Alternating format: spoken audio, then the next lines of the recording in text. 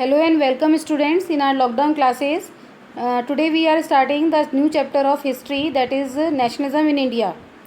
इससे पहले हमने नेशनलिज्म इन यूरोप के बारे में पढ़ा था बेटा. आज हमारा सेकंड चैप्टर है हिस्ट्री का, जो कि है नेशनलिज्म इन इंडिया. तो भारत पहले हमने देखा कि यूरोप में कैसे लोगों के अंदर नेशनलिज्म की फीलिंग आई, कैसे नेशन स्टेट का फॉर्मेशन हुआ, देशों की स्थापना हुई, कैसे कंट्रीज़ बननी तैयार हुई. तो आज हम नेशनलिज्म इन इंडिया के बारे में पढ़ने जा रहे हैं कि भारत तो अपने आप से ही बना हुआ एक कंट्री था, युगों से बनता हुआ देश है, ये बना हुआ है. लेकिन भारत के अंदर छोटे छोटे राज्य विभाजित थे कि पूरा एक देश भारत जो बनकर के तैयार हुआ तो वो कैसे बना, जिसको कि हम आज भारत बोलते हैं. क्योंकि 1947 से पहले की अगर हम बात करें, जैसे कि मैंने आपको सिविक्स में भी पढ़ाया था, तो सिविक्स में आपको दिखाया था कि कैसे 1947 में आपने देखा था कि मैप जो था उसमें किसी भी स्टेट की पर्टिकुलर बाउंड्री नहीं थी. हर स्टेट जो था वो अपने आप ही अपना एरिया डिसाइड कर लिया करता था. और हमारा जो पूरा देश था वो राजपूतों में बटा हुआ था, मराठों में बटा हुआ था. तो ऐसे रियासतें बहुत सारी थीं, तो इन सभी में बटा हुआ था. तो सभी अपनी जो फीलिंग्स थी, अपने मराठों की अलग फीलिंग्स हुआ करती थी, राजपूतों की अलग फीलिंग्स हुआ करती थी. तो इस चीज़ को इग्नोर करके किस तरीके से लोगों ने अपने आप को मराठा या राजपूत ना कहला करके भारतवासी कहलाना पसंद करा, और किस तरीके से उन्होंने एकजुट होकर के अंग्रेज़ों के ख़िलाफ़ एक मूवमेंट स्टार्ट करा. तो उसके बारे में हम पढ़ने जा रहे हैं कि कैसे लोगों के अंदर, इंडियंस के अंदर देश की भावना पैदा हुई, कि राष्ट्रीयता की भावना पैदा हुई, कि वो एक पर्टिकुलर कम्युनिटी के बारे में अब नहीं सोचते थे, अब वो अपने देश को आज़ाद कराने के लिए सोचते थे. तो आज हम उसी के बारे में पढ़ने जा रहे हैं. तो इसीलिए इस लेसन का नाम है नेशनलिज्म इन इंडिया, कि किस प्रकार से भारत के अंदर राष्ट्रीयता की भावना का विकास हुआ. तो स्टार्ट करते हैं. As you have seen, modern nationalism in Europe came to be associated with the formation of nation state. It also meant a change in people's understanding of who they were, and what defined their identity and sense of belonging. New symbols and icons, new songs and ideas formed new links and redefined the boundaries of communities. In most countries, the making of new national identity was a long process. How did consciousness emerge in India? जैसे मैंने आपको बताया वही ऐसी में कि आपने देखा कि यूरोप के अंदर नेशन स्टेट की स्थापना हो रही थी. नेशन स्टेट का मीन्स कि पूरे देश का एक ही राष्ट्रीय चिन्ह, पूरे देश का एक ही नेशनल सॉन्ग और पूरे देश की एक ही बाउंड्री. तो उस तरीके से लोग अपने आप को एक देश के रूप में जान रहे थे. मोस्ट कंट्रीज जो थी उनके अंदर नेशनल आइडेंटिटी का बनना एक लंबा प्रोसेस था, कि कई सालों तक उन्होंने अपने नेशनलिज्म के लिए प्रोसेस चलता रहा. फिर उसके कई सालों बाद ही वो एक पूरा देश बन करके तैयार हुआ. तो अब हम भारत में देखेंगे कि भारत में ये किस प्रकार से हुआ. In India and as in many other colonies, the growth of modern nationalism is intimately connected to the anti-colonial movement. People began discovering their unity in the process of their struggle with colonialism. The sense of being oppressed under colonialism provided a shared bond that tied many different groups together, but each class and group felt the effects of colonialism differently. Their experiences were varied, and their notion of freedom were not always the same. The Congress under Mahatma Gandhi tried to form these groups together within one movement, but the unity did not emerge without conflict. Bharat के अंदर जैसे कि other colonies में हुआ था कि जो modern nationalism था वो इस प्रकार से आया कि उनके देश पर किसी दूसरे देश ने अधिकार कर रखा था, और उस दूसरे देश के अधिकार से आज़ादी पाने के लिए लोगों ने एकजुट होना स्वीकार किया और एकजुट होकर के विदेशी ताकतों का बहिष्कार किया, जिससे कि उनका मूवमेंट जो था एक नेशनल मूवमेंट कन्वर्ट हो गया. ऐसे ही भारत के अंदर भी ऐसा ही हुआ कि लोगों ने हमारे बहुत देर से समय से हम लगभग 200 साल तक अंग्रेज़ों के ग़ुलाम बने रहे. तो इस तरीके से धीरे धीरे लोगों ने अपने आप को एक कलेक्टिव आइडेंटिटी के रूप में पहचानना शुरू करा, कि उन्होंने कहा कि अब हमें आज़ाद होना है अंग्रेज़ों से. कॉलोनिज़म से आज़ादी पानी थी उन्होंने, तो इसीलिए लोगों ने इकट्ठे होकर के कॉलोनिज़म के विरोध में स्ट्रगल करना शुरू कर दिया. इसका असर ये था कि कॉलोनिज़म का जो प्रभाव था वो हर वर्ग के ऊपर अलग अलग प्रकार से पड़ रहा था. जैसे व्यापारिक समूह की अगर हम बात करें तो इसमें व्यापारियों को हमारे देश का ज़्यादातर सामान जो बनता था वो हाथों से बनता था।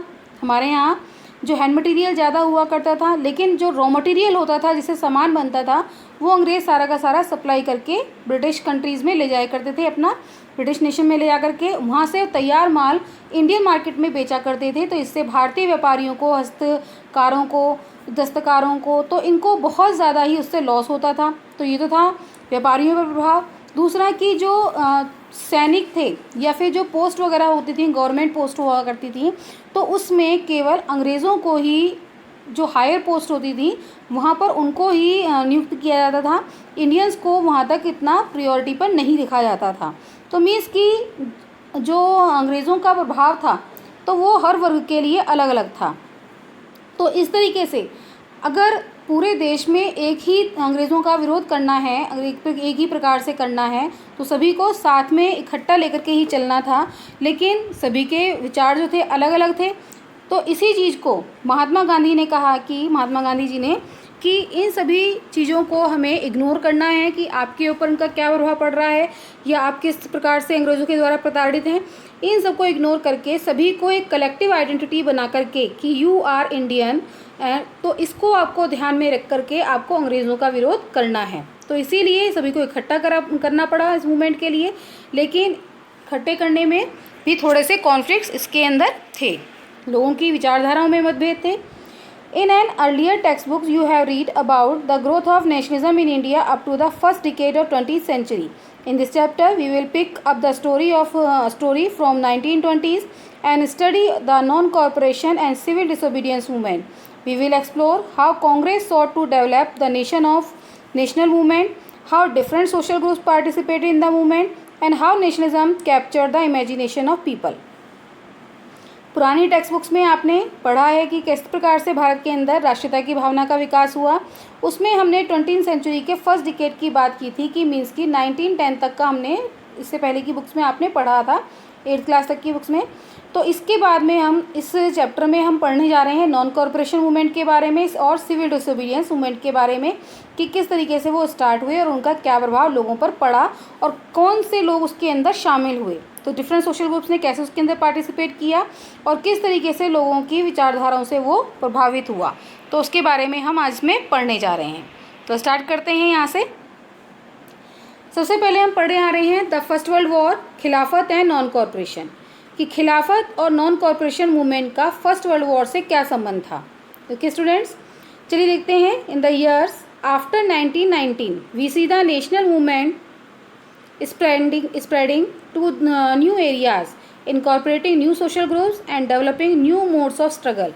How do we understand these developments? What implication did they have? Years 1919 के बाद के अगर सालों में अगर हम देखें तो हम ये देखते हैं कि नेशनल मूवमेंट जो थे वो और कुछ एरियाज़ में बढ़ते हुए जा रहे थे। कुछ नए लोग जो थे, नए सोशल ग्रुप्स जो थे उसके अंदर जुड़ते हुए जा रहे थे और लोगों का स्ट्रगल करने का जो तरीका था, लोगों का विरोध करने का जो तरीका था वो थोड़ा डिफरेंट था। Then how do we understand this developments, तो इन डेवलपमेंट्स को हम कैसे समझ सकते हैं और what implication did they have, और उन्होंने कौन से तरीके अपनाए उसके बारे में हम जानते हैं। First of all, the war created a new economic and political situation. It led to a huge increase in defense expenditure, which was financed by war loans and increase in taxes. जैसे कि custom duties were raised and income tax introduced. Through the war, years prices increased, doubling 1913 and 1918, leading to extreme hardship for the common people. Villages were called upon to supply soldiers, and the force requirement or in rural areas caused widespread anger. Then in 1918 to 19 and 1920 to 21, crops failed in many parts of India, resulting in acute shortage of food. This was accompanied by an influenza epidemic. According to the census, 1921, 12 to 13 million people perished as a result of famines and epidemic. इसको समझते हैं। सबसे पहले जो वार हुआ था, first world war जो हुआ था, उसने एक नई सिचुएशन पैदा कर दी कि लोगों के सामने समस्या हो गई राजनीतिक और आर्थिक रूप से। इससे क्या हुआ कि बहुत, इसका कारण ये था कि बहुत समय तक लोगों को आर्थिक परेशानियों से जूझना पड़ा, कि फर्स्ट वर्ल्ड वॉर में बहुत ज़्यादा पैसा खर्च हुआ। तो इसका जो भी खर्च था, ब्रिटिश लोगों को का जो भी खर्च हुआ, वो उन्होंने भारत से उसको पूरा करने का सोच लिया। ब्रिटिश लोगों का जो खर्च हुआ, उन्होंने भारत के अंदर कस्टम ड्यूटीज़ बढ़ा दी, इनकम टैक्स, ये पहला टाइम था जबकि इनकम टैक्स जो था भारत में इंट्रोड्यूस हुआ। फर्स्ट वर्ल्ड वॉर के बाद भारत के लोगों की जो आय थी उसके ऊपर टैक्स लगना शुरू हो गया, क्योंकि अंग्रेज़ों को फर्स्ट वर्ल्ड वॉर में नुकसान हुआ था। तो इसीलिए उन्होंने अपना सारा खर्चा पूरा करने के लिए भारत के लोगों पर टैक्स बढ़ाने शुरू कर दिए। थ्रू द वॉर ईयर्स, जिस समय युद्ध चल रहा था, जो प्राइजेस थे चीज़ों के वो लगभग डबल हो चुके थे। मतलब लोगों को पहले जो चीज़ 1 रुपये में मिलती थी अब वो 2 रुपये में मिलनी शुरू हो गई। 1913 से 1918 तक हर चीज़ के प्राइस जो थे डबल हो गए। साधारण लोगों को अपना गुजारा करने के लिए बहुत ज़्यादा मेहनत करनी पड़ी। गांव के लोगों को बोला गया, गांव के लोगों को ज़बरदस्ती सेना में भर्ती कर दिया गया कि आप लोग सेना में जा कर के लड़ेंगे। उनको इस वजह से लोगों के अंदर ग्रामीण इलाकों में बहुत ज़्यादा गुस्सा भर गया अंग्रेज़ों के प्रति, कि ज़बरदस्ती काम करने वाले लोगों को वो सप्लाई कर रहे हैं, सैनिकों में सेना में भर्ती कर रहे हैं, तो गाँव की खेती बाड़ी कौन देखेगा। 1918 में और 19 में और 1920 और 21 में जब लोग सेना में भर्ती हो गए तो फसलें ख़राब हो गई, क्रॉप्स फेल हो गई। इसके साथ साथ जब क्रॉप्स नहीं रहेगी, फसल नहीं रहेगी, तो खाने पीने की सामानों की चीज़ें की कमी आ गई, अनाज की कमी आ गई। इसके साथ साथ this was compounded by an influenza epidemic. ये तो परेशानी थी कि क्योंकि फसल ख़राब हो गई, जो युवा वर्ग था सारा का सारा वो सेना में भर्ती कर लिया गया ज़बरदस्ती, तो फसलें ख़राब होने के साथ साथ एक इन्फ्लुएंजा बीमारी जो थी वो भी भारत के अंदर आ गई। इससे ये हुआ कि 1921 में 12 से 13 मिलियन लोग जो थे वो फेमाइन का भी शिकार हुए, भूखमरी का शिकार हुए और इस बीमारी का भी शिकार हुए। तो इस तरीके से भारत के लोगों के प्रति इसमें अंग्रेज़ों के लिए बहुत ज़्यादा गुस्सा भर गया था। People hoped that their hardship would end after the war was over, but that did not happen. लोगों को ये उम्मीद थी कि जब भाई युद्ध ख़त्म होगा तो हो सकता है कि अंग्रेज़ लोग जो हैं भारत को छोड़ दें, तो इससे लोगों के दुखों का अंत हो जाएगा, लोग आज़ाद हो जाएंगे, लेकिन ऐसा नहीं हुआ। At this stage a new leader appeared and suggested a new mode of struggle. इतनी परेशानी के समय में, जिस समय भारत के अंदर इतनी परेशानियां चल रही थीं, एक नए व्यक्ति का आरंभ हुआ, एक नए नेता का आरंभ हुआ, जिसने लोगों को नए स्ट्रगल का तरीका बताया कि किस तरीके से वो अपना विरोध करें जिससे कि उनको आज़ादी प्राप्त हो सकती है। जानते हैं आप एक व्यक्ति कौन थे? वो थे महात्मा गांधी। अब हम पढ़ने आ रहे हैं एंट्री ऑफ महात्मा गांधी, कि महात्मा गांधी जी की एंट्री कैसे हुई और उन्होंने भारत में किस तरीके से आज़ादी में अपना योगदान दिया। पहला हथियार महात्मा गांधी जी का सत्याग्रह। आते ही उन्होंने द आइडिया ऑफ सत्याग्रह भारतीय लोगों के बीच में फैलाना शुरू किया। इसे अंडरलाइन कर लीजिएगा बेटा कि बहुत बार ये क्वेश्चन आता है, when did Mahatma Gandhi return to India. तो Mahatma Gandhi return to India in January 1915। As you know he had come from South Africa. ये कहाँ से आए थे उस टाइम महात्मा गांधी? ये आए थे वहाँ से, इंडिया में, साउथ अफ्रीका से। इसको अपनी बुक में भी आप अंडरलाइन कर लीजिएगा। ओके स्टूडेंट्स, 1915 में महात्मा गांधी जी साउथ अफ्रीका से आए। साउथ अफ्रीका में आपको कहानी याद होगी कि वहाँ पर भी, साउथ अफ्रीका में भी रेशियस मूवमेंट चल रहा था, अपार्थीड वहाँ पर चल रहा था। महात्मा गांधी जी को फर्स्ट क्लास के डिब्बे में से इसलिए कहकर उतार दिया गया, उनका सामान फेंक दिया गया कि you are Indian and the black people, कि आप इंडियन हैं या आप और ब्लैक पीपल हैं, काले हैं, तो इसीलिए आपको फर्स्ट क्लास के डिब्बे में सफ़र करने की अनुमति नहीं है। तो वहीं से महात्मा गांधी जी ने रेशियस मूवमेंट स्टार्ट कर दिया, अपार्थीड के against. The racist regime with a novel method of mass agitation which he called satyagraha.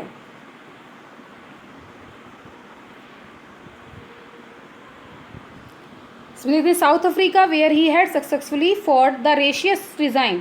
South Africa में उन्होंने रंग भेद की नीति के विरुद्ध एक बहुत अच्छा मूवमेंट किया जिसमें कि उनको सफलता मिली। With a novel method of mass agitation which he called satyagraha. उन लोगों महात्मा गांधी जी ने लोगों को इकट्ठा करके इस रेशियस के विरोध में आवाज़ उठाई, तो इसीलिए उन्होंने इसका नाम दिया सत्याग्रह, कि सत्य के लिए आग्रह। The idea of satyagraha emphasise the power of truth and the need to search for truth. ये भी बहुत बार क्वेश्चन आता है, what is the meaning of satyagraha.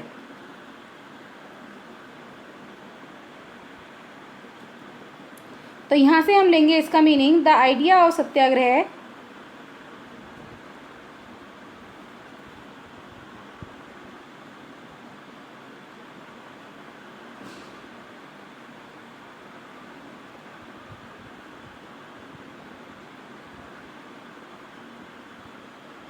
The idea of satyagraha emphasize the power of truth and the need to search for truth। Idea जो इसका विचार है सत्याग्रह का वो इस प्रकार से है कि ये एक सत्य के लिए सर्च है और सत्य को जानने के लिए एक सर्च है ये कि हमें सत्य को जानना चाहिए, सत्य की पावर को पहचानना चाहिए। उनका ये मानना था, it suggested that if the cause was true, if the struggle was against injustice, then physical force was not necessary to fight the oppressor. Mahatma Gandhi ji का कहना था कि अगर आपका कारण सही है कि आप सत्य के लिए लड़ रहे हैं, अगर आपका स्ट्रगल संघर्ष अन्याय के खिलाफ है, तो आपको कोई शारीरिक फोर्स अप्लाई करने की ज़रूरत नहीं है। आप अपने जो विरोधी हैं आप लोगों को अपनी बातों से भी हरा सकते हैं। तो महात्मा गांधी जी का ये कहना था, इसको अंडरलाइन आपने जरूर कर लिया होगा। विदाउट सीकिंग वेगनेंस और being aggressive, a satyagrahi could win the battle through non-violence. This could be done by appealing to the conscience of the oppressor. People, including the oppressors, had to be persuaded to see the truth instead of being forced to accept truth through the use of violence. By this struggle, truth was bound to ultimately triumph. Mahatma Gandhi believed that this dharma of non-violence could unite all Indians. महात्मा गांधी जी का कहना था कि आप बिना किसी aggressive के, बिना किसी लड़ाई झगड़े के भी आप युद्ध को जीत सकते हैं अहिंसा से। अहिंसा के द्वारा आप किसी भी युद्ध को जीत सकते हैं बिना किसी लड़ाई झगड़े के। और ये किस प्रकार से वो काम हो करेगा, ये कि आप लोगों से अपील करें, आप लोगों से बातें करें, अपने जो विरोधी लोग हैं जो आपको परेशान करते हैं उनसे आप अपील करें। People including the oppressor had to pursue it to see the truth instead of being forced to accept truth through the use of violence। violence की जगह पर आपको लोगों से बात करनी चाहिए, उनको समझाना चाहिए कि सच्चाई क्या है। By this struggle truth was bound to ultimately triumph। और इस स्ट्रगल के द्वारा जो आपकी सच्चाई है वो लोगों को प्रभावित करेगी। महात्मा गांधी जी बिलीव करते थे इस धर्म पर और उनका धर्म था नॉन वायलेंस। इसी प्रकार से वो लोगों को सभी को इकट्ठा करते हुए जा रहे थे। After arriving India, Mahatma Gandhi successfully organize satyagraha movement in various places. In 1917 he travel to Champaran in Bihar to inspire the peasant to struggle against the oppressive plantation system. Then in 1917 he organized a satyagraha to support the peasants of Kheda district of Gujarat affected by crop failure and a plague epidemic. The peasants of Kheda could not pay the revenue and were demanding that revenue collection be relaxed. In 1918, Mahatma Gandhi went to Ahmedabad to organize the Satyagraha movement among cotton mill workers। ये बहुत ज़्यादा important para है बेटा आपका, इसकी हर line जो है वो आपके लिए अंडरलाइन करने वाली है। इस पैरा को आप बिल्कुल बहुत ज़्यादा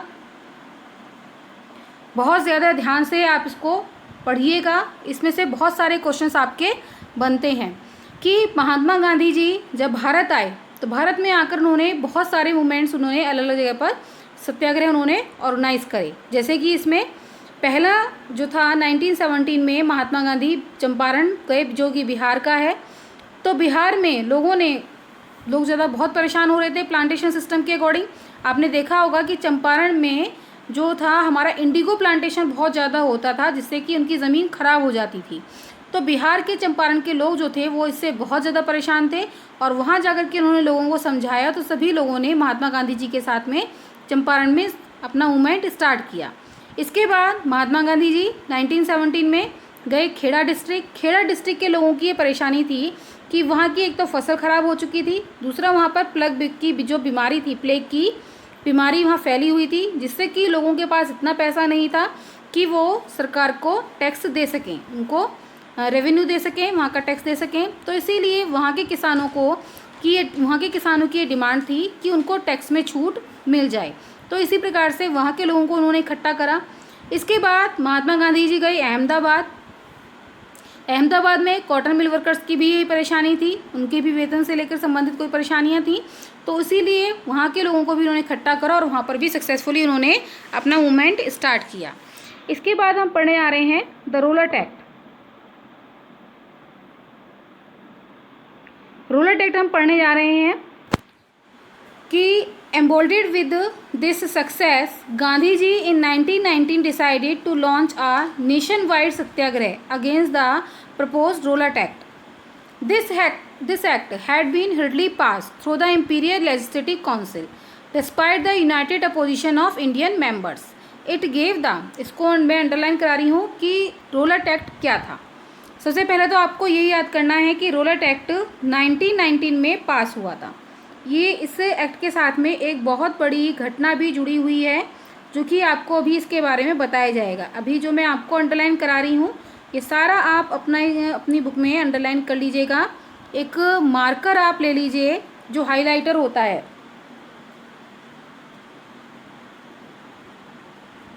हाइलाइटर से अगर उसको आप हाईलाइट कर लेंगे, हिस्ट्री बेटा तब इंटरेस्टिंग हो जाती है जब आप उसको ध्यान से पढ़ते हैं। अगर आप जो मैं ये हाईलाइट करा रही हूँ लाइंस, इसको अगर आप मार्कर से हाईलाइट कर लेंगे, ठीक है, मार्कर से हाईलाइट कर लेंगे तो आप जब भी बुक खोलेंगे आपको पता चल जाएगा कि आपने क्या पढ़ा था।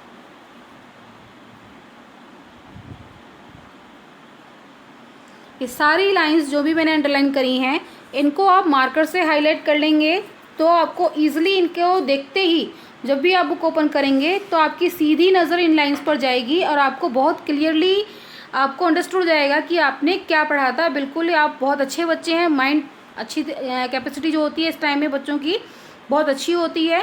तो इसको आप हाईलाइट ज़रूर कीजिएगा। जब भी आप बुक खोलेंगे तो आपको माइंड में एकदम घंटी बजेगी कि आपने क्या लिखा था, आपने क्या समझा था और आपने क्या याद किया था। ओके स्टूडेंट्स, तो इसको हाईलाइट करने के लिए जो रीज़न है वो बता दिया मैंने आपको। चलिए बताते हैं। रोलट एक्ट 1919 में पास हुआ था, ठीक है। This act had been hurriedly, बहुत जल्दी पास हुआ इंपीरियल लेजिस्लेटिव काउंसिल के द्वारा कि इसमें किसी भी इंडियन मेंबर को इसमें अपोजिशन करने का नहीं था अधिकार, कोई भी उसको इसके विरोध में नहीं कह सकता था। अब ये एक्ट क्या था, यहाँ से इसकी मेन बात स्टार्ट होती है। It gave the government enormous powers to repress political activities and allow detention of political prisoners without trial for 2 years. ये एक्ट जो था इसको सरकार ने इतनी सारी पावर्स दे रखी थी, इससे सरकार को, इस एक्ट के द्वारा सरकार को इतनी पावर मिल चुकी थी कि कोई भी पॉलिटिकल एक्टिविटी, अगर उनको ये लगता है कि पॉलिटिकल एक्टिविटी अंग्रेज़ों के विरोध है या ब्रिटिश गवर्नमेंट के विरोध है तो उसको वो बंद करा सकते हैं। और जो भी उनको लगते हैं कि उनके सरकार के खिलाफ बातें कर रहे हैं तो उनको बिना किसी ट्रायल के 2 साल तक वो जेल में डाल सकते हैं। Mahatma Gandhi wanted non violent civil disobedience against such unjust laws which could start with a hartal on 6 April. Mahatma Gandhi चाहते थे नॉन वायलेंट सिविल डिसोबीडियंस करना अगेंस्ट सच अनजस्ट लॉस। ये जो अनजस्ट लॉस जो हुआ ब्रिटिश गवर्नमेंट पास करती जा रही थी तो इनके अगेंस्ट वो अपने ये पास करना चाहते थे, सिविल डिसोबीडियंस मूवमेंट्स को पास करना चाहते थे। विच could start A hartal on 6 अप्रैल, 6 अप्रैल से ये स्टार्ट होने थे। अभी ये 6 अप्रैल से स्टार्ट होना था सारे मूवमेंट्स ये। तो इसमें स्टार्ट करने का तरीका था, rallies were organized in various cities, workers went on strike in railway workshops and shops close down, alarmed by the popular upsurge and scared that lines of communication such as railways and telegraph would be disrupted, the British administration decided to clamp down on nationalists. Local leaders were picked up from the Amritsar and Mahatma Gandhi was barred from entering Delhi. On 10th April, the police in Amritsar fired upon a peaceful procession, provoking widespread attack on banks, post offices and railway stations. Martial law was imposed and General Dyer took command. ये movement start हुआ, non violence movement, जिसका कि नाम क्या रखा गया, civil disobedience movement. ये start करा गया, इसको आप यहाँ से अंडरलाइन कर लीजिए कि कौन सा मूवमेंट था ये, सिविल डिसोबीडियंस मूवमेंट। ओके, तो ये सिविल डिसोबीडियंस मूवमेंट स्टार्ट करा गया। ये इसकी शुरुआत कैसे हुई, रैलीज़ का ऑर्गेनाइजेशन हुआ, रैली निकाली गई सरकार के खिलाफ, वर्कर्स स्ट्राइक पे चले गए, जो रेलवे वर्कशॉप में काम करते थे, सरकारी जो रेलवे चला करती थी, रेलवेज़ में जो काम करते थे वो सब ने काम करना बंद कर दिया, स्ट्राइक पे चले गए, दुकानें बंद हो गई, अलार्म्ड हो गया बाय पॉपुलर अपसर्ज कि भाई कोई भी कम्युनिकेशन वगैरह नहीं होगा, टेलीग्राफ वगैरह सब बंद हो गए, सब चीज़ें परेशानी हो गई, रेलवे बंद हो गई, टेलीग्राफ करना बंद हो गए। British administration decided to clamp down on nationalist. British administration जो था उन्होंने कहा कि भाई नेशनलिस्ट को दबाना है, इनके जो मूवमेंट है उसको रोकना है। लोकल, इसके लिए उन्होंने लोकल लीडर्स, जो भी वहाँ पे लीडर्स चला करते थे रैलीज़ में आगे, सबको उठाया, अमृतसर को उठाया और उनको बंद करना शुरू कर दिया, उनको उठाना शुरू कर दिया। महात्मा गांधी को बैन कर दिया गया कि आप दिल्ली में एंट्रिंग नहीं करेंगे। 10 April police in Amritsar fired upon a peaceful procession. 10 अप्रैल को पुलिस ने, जो लोग आराम से विरोध कर रहे थे, रैलीज़ में चल रहे थे, उसके ऊपर पुलिस ने फायरिंग कर दी। प्रोवोकिंग, इसके विरोध में क्या हुआ, लोगों ने बैंक्स को अटैक करना शुरू कर दिया, पोस्ट ऑफिस को, रेलवे स्टेशन को, वहाँ पर सभी लोगों ने, क्योंकि लोगों के अंदर भी, भीड़ के अंदर भी गुस्सा भर गया, तो उन्होंने भी अंग्रेजी सरकार का विरोध अहिंसा से देना शुरू कर दिया। अब कमांड संभाल ली जनरल डायर ने। जनरल डायर से आपको किसी और चीज़, घटना का याद आ रहा है? यस। अब हम पढ़े जा रहे हैं जलियांवाला बाग। जनरल डायर को कमांड दे दी गई कि भाई इसको, मूवमेंट को अब आपको संभालना है। तो यहाँ से हम पढ़ने जा रहे हैं जलियांवाला बाग के बारे में। ये बहुत ही ज़्यादा मोस्ट इम्पॉर्टेंट टॉपिक है, बार बार इसके टॉपिक के बारे में क्वेश्चन ज़रूर आता है, एक ना एक क्वेश्चन इसके टॉपिक के बारे में आपके बोर्ड एग्जाम में ज़रूर आता है। तो इस टॉपिक को आपने बहुत ज़्यादा ध्यान से सुनना है, it is the very important topic. पढ़ते हैं इसमें। 13 April, on 13 April the infamous Jallianwala Bagh incident took place. On that day a large crowd gathered in the enclosed ground of Jallianwala Bagh. Some came to protest against the government's new repressive measures. Others had to come to attend the annual Baisakhi fair. Being from outside the city, many villagers were unaware of the martial law that had been imposed. Dyer entered the area, blocked the exit points, and opened fire on the crowd, killing hundreds. His object, as he declared later, was to produce a moral effect, to create in the minds of satyagrahis a feeling of terror and awe. चलिए यहाँ से समझाते हैं कि जलियांवाला बाग 13 अप्रैल को famous Jallianwala Bagh की जो घटना थी वो घटित हुई। ये क्या थी कि 13 अप्रैल को बैसाखी मनाई जाती है। तो 13 अप्रैल को जलियांवाला बाग जो चारों तरफ से दीवारों से घिरा हुआ था, उसमें केवल एक ही एग्ज़िट पॉइंट था वहाँ पर।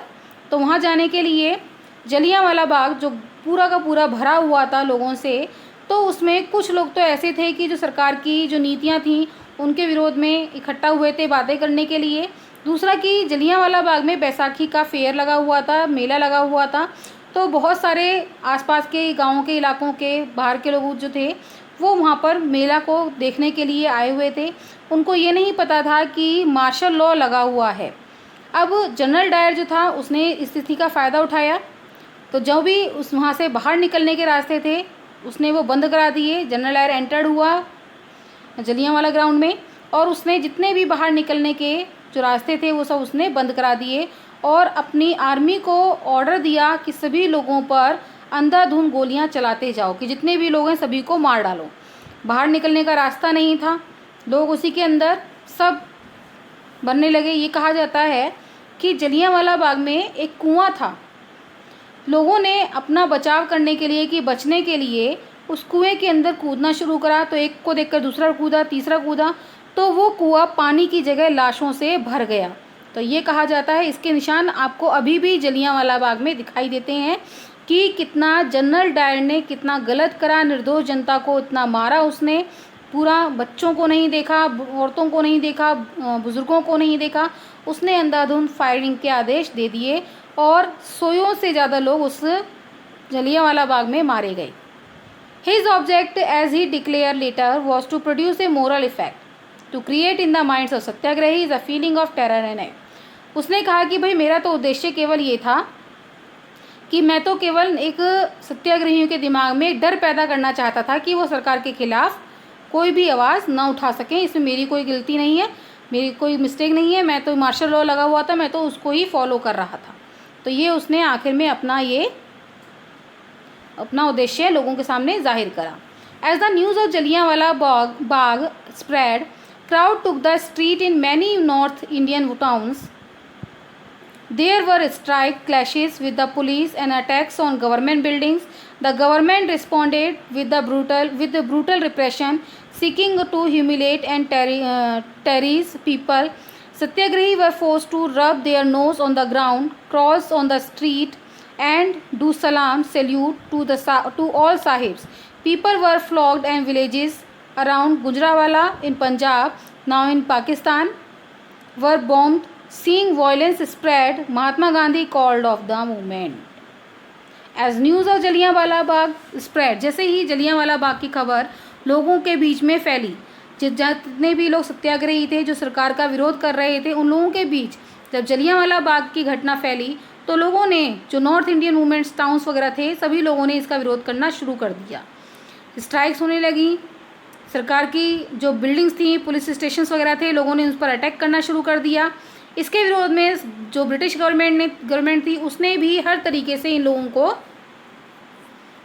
बंद करना, मारना, पीटना, हर तरीके से इन लोगों को गिरफ्तार करना या इनका मूवमेंट बंद करने के लिए हर हथकंडा इन्होंने अपनाना शुरू कर दिया। जिस भी सत्याग्रही को ये पकड़ते थे उनसे बोलते थे कि अपनी नाक ज़मीन पे रगड़ो और जो भी आपके पुलिस वाले हैं, जो भी लोग हैं, उन सभी को सलाम बोलो। तो ऐसा उन्होंने बोलना शुरू करा। गुजरांवाला जो पाकिस्तान में है, अभी पहले पंजाब का पार्ट था जो कि पाकिस्तान में है, उस पर बॉम्ब वगैरह डाले गए कि वहाँ उनको तबाह किया गया, उन क्षेत्रों को। क्योंकि उनको लगता था कि ये जगह जो हैं यहाँ पर ज़्यादा सत्याग्रही रहते हैं। महात्मा गांधी ने देखा कि भाई अब वॉयलेंस जो हो रहा है, जब चारों तरफ वॉयलेंस हो रहा है, क्योंकि महात्मा गांधी का जो मिशन था वो था नॉन वॉयलेंस का, कि महात्मा गांधी बोलते थे कि नॉन वॉयलेंस से हमें आज़ादी पानी है। लेकिन जब उन्होंने देखा कि चारों तरफ वॉयलेंस होना है तो महात्मा गांधी जी ने मूवमेंट को कॉल्ड ऑफ कह दिया।